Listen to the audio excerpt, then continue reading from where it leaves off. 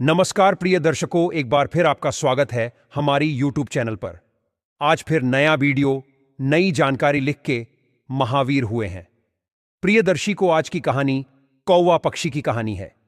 प्रिय दर्शकों, यह कहानी बड्ढी मोटिवेशनल है और बड्ढी ज्ञानवर्धक के दर्शकों।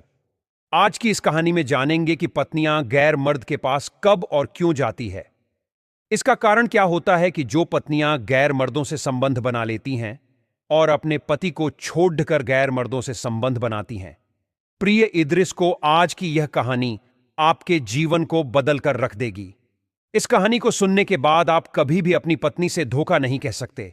प्रिय दर्शी को आज के युग में अक्सर यह कहानी सुनने को मिलती है, रोज अखबारों में पढ़ने को मिलती है, रोज टीवी न्यूज में यह खबर आती रहती है कि फलां व्यक्ति की पत्नी 2 बच्चों को छोड़कर गैर मर्द के साथ चली गई, फला व्यक्ति की पत्नी अपने पति को छोड़ डसकर अपने यार के साथ भाग गई है। इस तरह की खबर रोज देखने को मिलती है, सुनने को मिलती है। प्रिय दर्शन को आखिरकार इसका कारण क्या है कि एक पत्नी अपने पति को छोड़ डकर चली जाती है? इसमें गलती किसकी होती है? पति की होती है या पत्नी की होती है? पति की ऐसी कौन सी गलतियां होती हैं जिनके कारण पत्नी अपने पति को छोड़ डकर और गैर मर्दों के संग चली जाती है?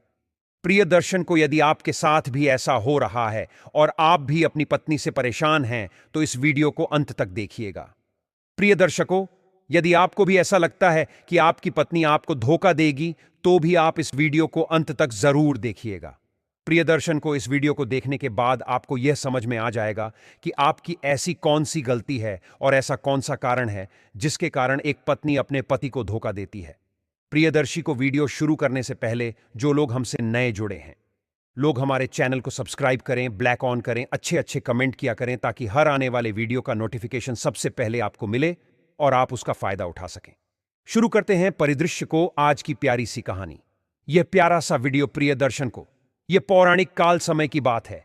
एक जंगल में एक कौवा का झुंड रहता था। काफी दिनों से पति पत्नी साथ रह रहे थे, लेकिन फिर भी उनको संतान की प्राप्ति नहीं होती। प्रियदर्शी को अब कवि की पत्नी की सहेलियां, उनकी दौरानी, जेठानी, उनकी ननद अक्सर उनको ताना सुनाती, अक्सर उनको ताने मारती रहती, कहती कि तुम बांझ हो, तुम्हारे पुत्र नहीं होंगे और तुम्हारा मुख देखने का भी धर्म नहीं है, और भी न जाने कितनी प्रकार के ताने मारा करती थी। इसी दुख को लेकर अब कवि की पत्नी बड़ी दुखी रहने लगी। प्रियदर्शी को कवि की पत्नी रोज अपनी पति से कहती कि पिताजी मेरा कुछ उपचार करवाइए, किसी वैद्य के पास ले चलिए ताकि मैं भी पुत्र को जन्म दे सकूं। अब मुझे यह तो पता नहीं है कि कमी मेरे अंदर है या फिर आपके अंदर है। हम दोनों में से किसी में एक में कोई ना कोई जरूर कमी है, इसीलिए हमें संतान की प्राप्ति नहीं हो रही है।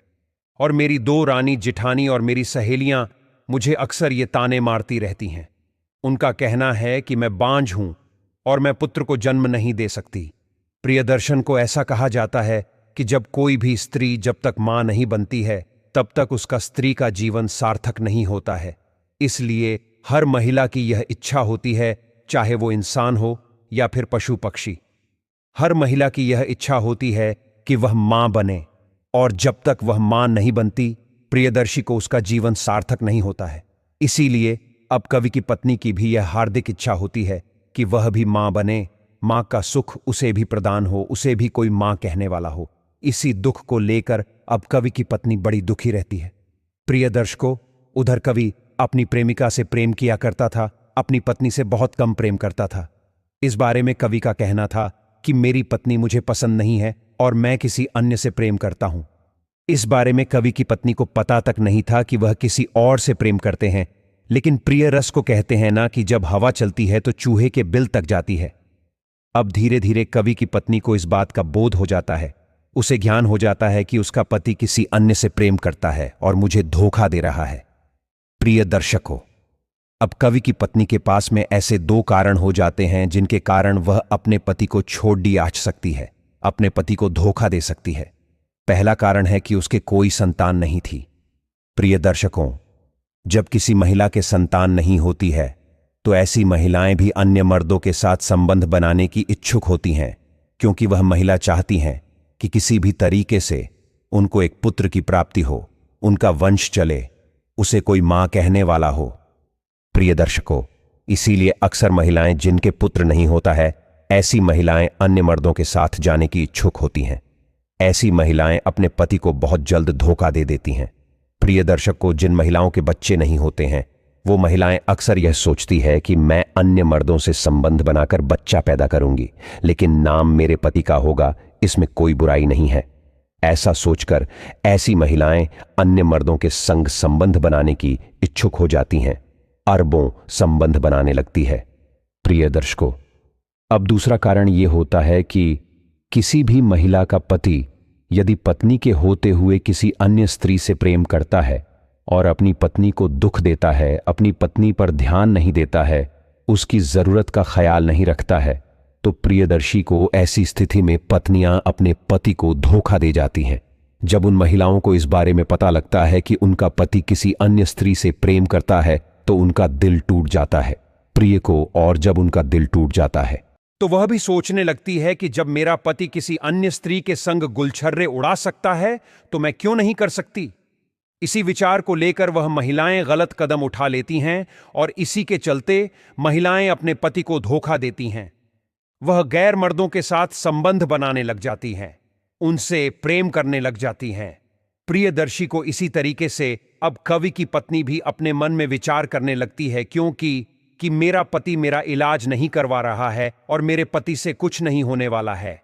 मैं किसी अन्य कवि के साथ संबंध बनाऊं और जब मेरे बच्चा पैदा होगा तो नाम मेरे पति का होगा। प्रियदर्शन को इसी विचार को लेकर अब कवि की पत्नी अपने कवि संग प्रेम करने लगती है, उसको चाहने लगती है। अपने पति से छुप छुप कर उस दूसरे कौवे से मिलने लगती है। प्रियदर्शन को साथ ही कवि की पत्नी के पास में दूसरा कारण यह भी था कि उसका पति किसी अन्य से प्रेम करता था। इसी विचार को लेकर वह और भी ज्यादा अपने पति से खफा हो जाती है और सोचने लगती है कि अब तो मैं बिल्कुल से ही किसी अन्य कवि से प्रेम करूंगी, और वह प्रेम करने लग जाती है। प्रियदर्शन को जब उस कवि को इस बात का पता लगता है कि उसकी पत्नी भी किसी अन्य कवि से प्रेम करने लगी है, प्रियदर्शन को तब वह कवि अपनी पत्नी को डांटता है और कहने लगता है कि तू मेरे होते हुए किसी अन्य कवि संग प्रेम करती है, कि तू मेरे होते हुए किसी अन्य कवि से प्रेम करती है। इसका मतलब यह है कि तू मुझे धोखा दे रही है। प्रियदर्शन को तब कवि की पत्नी अपने पति से कहती है कि तुम भी तो मुझे धोखा दे रहे हो। आज तक तुमने मेरे लिए किया ही क्या है? तुम भी तो किसी अन्य से प्रेम करते हो, और मैंने जब प्रेम किया है तो इसमें बुराई क्या है? कवि की पत्नी और कहती है कि तुम तो किसी काम के हो नहीं और दोष मुझ पर दे रहे हो कि तुम बांझ हो, लेकिन मैं बांझ नहीं हूं। अब मैं गर्भवती हूं और कुछ दिनों में मेरे और कुछ दिनों बाद मेरे बच्चे होंगे। अब तुम्हारी भलाई इसी में है कि इस बात को तुम अपने मन में रखो।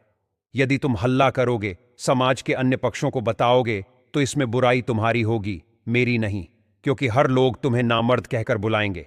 कवि की पत्नी और कहती है कि इसमें कोई शक भी नहीं है कि तुम नामर्द नहीं हो। तुम बिल्कुल नामर्द हो, तभी तो तुमसे आज तक मेरे पेट में गर्भ नहीं ठहरा। अब जब किसी अन्य कवि के पास पहुंची तो मैं अब गर्भवती हूं। प्रियदर्शी को अपनी पत्नी की ऐसी बातें सुनकर कब वह अपने घुटनों में सर को रखकर रोने लगता है और अपनी करनी का पश्चाताप करता है और अपनी पत्नी से कहता है कि प्रिय, तुम मुझे क्षमा कर दो। मैंने बहुत बड़ी गलती की है जो तुम्हें भरी जवानी में धोखा दिया है, और मैं अन्य से प्रेम करके अपने शरीर का नाश कर चुका हूं, अपनी मर्दानगी खो चुका हूं, लेकिन अब तुम मुझे क्षमा कर दो। और वह कहता है कि प्रिय, यह जुगुर कौवा कहता है कि प्रिय, अब जो बच्चे तुम्हारे पेट में पल रहे हैं इन्हें मैं अपना ही बच्चा समझकर पाल लूंगा, इनका पालन पोषण करूंगा, लेकिन तुम आज के बाद किसी के पास नहीं जाओगी। प्रियदर्शी को उसके बाद कवि की पत्नी कहती है कि ठीक है, मैं किसी के पास नहीं जाऊंगी, लेकिन तुम भी अपने शरीर का ख्याल रखो, अपनी गृहस्थी पर ध्यान दो, अन्यथा हमारा जीवन बर्बाद हो जाएगा। प्रियदर्श को उसके बाद दोनों पति पत्नी सुख से जीवन व्यतीत करने लगे, और कुछ दिनों बाद कवि की पत्नी 4 अंडे देती हैं और 4 अंडों में से छोटे छोटे बच्चे निकलते हैं। तब वह कौवा भी उन अंडों को अपना ही अंडा समझता है, उन बच्चों को अपना ही बच्चा समझकर उनका लालन पालन करता है। प्रिय दर्शकों, इस कहानी के माध्यम से आपको यह अब समझ में आ गया होगा कि पत्नियां अपने पति को धोखा क्यों देती हैं, अपने पति को छोड़कर अन्य मर्दों के साथ संबंध क्यों बनाने लगती हैं। प्रियदर्शी को, यदि आप भी ऐसी गलती कर रहे हैं तो अपनी इन गलतियों पर जरूर गौर करें, यदि आप अपनी घर गृहस्थी को सुख में ही देखना चाहते हैं। प्रिय दर्शकों, हम उम्मीद करते हैं कि आज की कहानी आप लोगों को बेहद पसंद आई होगी और इस कहानी से आप ढेर सारी प्रेरणाएं लेंगे। मिलते हैं प्रिय दर्शकों आने वाले नेक्स्ट वीडियो में। तब तक अपना ख्याल रखें। जी नमस्कार। धन्यवाद।